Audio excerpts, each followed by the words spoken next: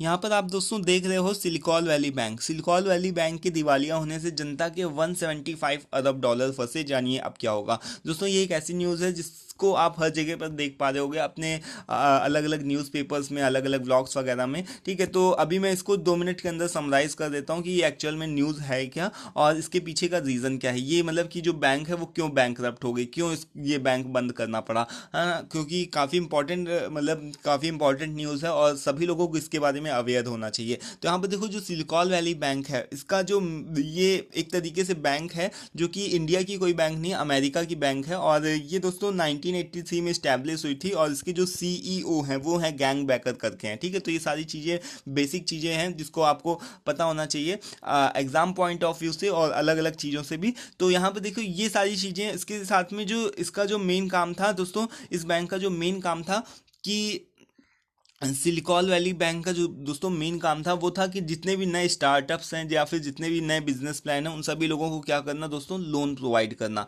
ये इसका मेन काम था। ठीक है, तो ये इसका मेन काम था। और साथ में यहाँ पर देखो कि जितने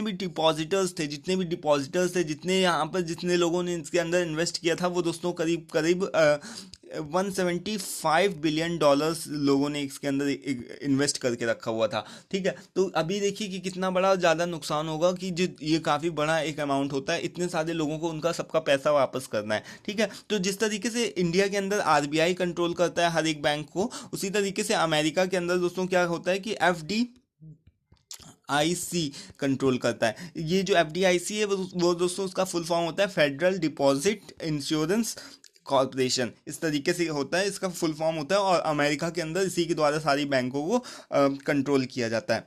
तो इसने क्या डिसीजन लिया, इसने ये डिसीजन लिया कि सिलिकॉन वैली बैंक को बंद किया जाएगा और इसको बंद करके एक नई बैंक को खोला जाएगा जिसका नाम होगा कि national bank of Santa Clara. National bank of Santa Clara, जिसके द्वारा जितने भी इन्वेस्टर्स हैं, जितने भी डिपॉजिटर्स हैं, उन सभी लोगों का पैसे का लेन देन किया जाएगा। ठीक है, तो ये एक बेसिक बातें हो गई। अभी देखो कि यहाँ पर जो सिलिकॉन वैली बैंक है वो उसका एक्चुअल में मेन मतलब कि क्या रीज़न क्या था, इसको क्यों बैंक को बंद करना पड़ा। जैसे कि आपको पता है कि जो सिलिकॉन वैली बैंक है उसका क्या मेन काम था कि जो भी नए नए बिजनेस हैं या फिर जो भी नए स्टार्टअप्स हैं उनको क्या करना, लोन प्रोवाइड करना। अब ये जो बैंक है इसको फ़ायदा कब होगा, एक बार सोचो कि जो ये बैंक है उसको फ़ायदा कब होगा, जो भी नए नए बिजनेस हैं या फिर जो भी स्टार्टअप्स हैं जिसको इसने लोन दिया अगर वो सक्सेसफुल हो जाएंगे तभी इसको फ़ायदा होगा, क्योंकि बाद में तो वो उसको पैसा ही वापस करेंगे ना, और ज़्यादा पैसा वापस करेंगे। बट यहाँ पर अभी कई दिनों से इसकी जितने भी जो भी नए नए जिसके ऊपर इसने लोन दिया था, जो भी नए बिजनेस को लोन दिया था, जितने भी नए स्टार्टअप्स को लोन दिया था,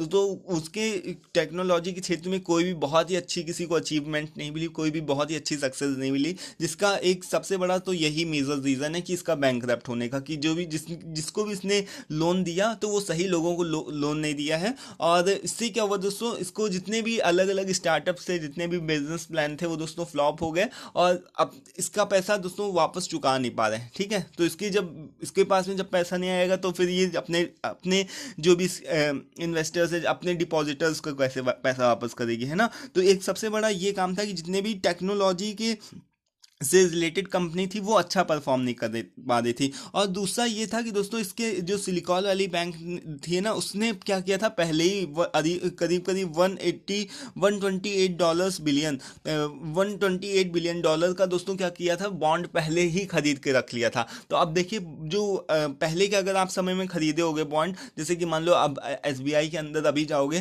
तो उसके अंदर 5.1 का कुछ इंटरेस्ट रेट चल रहा है। ठीक है, इस तरीके से आपको इंटरेस्ट रेट मिलेगा। अगर वहीं पर 8-10 साल पहले गए होगे तो वहाँ पर दोस्तों 3.1 के परसेंट से आपको इंटरेस्ट रेट मिल रहा होगा। तो यहाँ पर क्या है दोस्तों, उसी तरीके से जो भी इसने बहुत सारे ऐसे बॉन्ड्स खरीदे थे जो कि पहले इसने खरीदे थे और इसको इस वजह से भी फ़ायदा नहीं मिल पा रहा था। तो यहाँ पर जो टेक्नोलॉजी का अपना मतलब यहाँ पर क्या है कि दो रीजंस निकल कर के सामने आए थे। एक तो जितने भी टेक्नोलॉजी के जितने भी टेक कंपनीज थी, जितनी भी टेक्नोलॉजी से रिलेटेड कंपनी थी, वो अच्छा परफॉर्म नहीं कर पा रही थी, जिससे इसको जो भी पैसा था वापस बहुत ज़्यादा अच्छे अमाउंट में नहीं मिल पा रहा था। और दूसरा जो इसका इंटरेस्ट रेट था वो भी कम होता चला जा रहा था। अब जाहिर सी बात है जब लोगों को ऐसा लगने लगा कि मेरा तो पैसा डूबने वाला है या फिर बैंक तो डूबने वाली है, तो अपना अपना पैसा सभी लोग लेने के लिए आ गए। ठीक है, अब मान लो कि आप ही अपना पैसा लेने के लिए जाओगे किसी बैंक में अगर वो मना कर दे कि मैं नहीं दे पाऊंगा,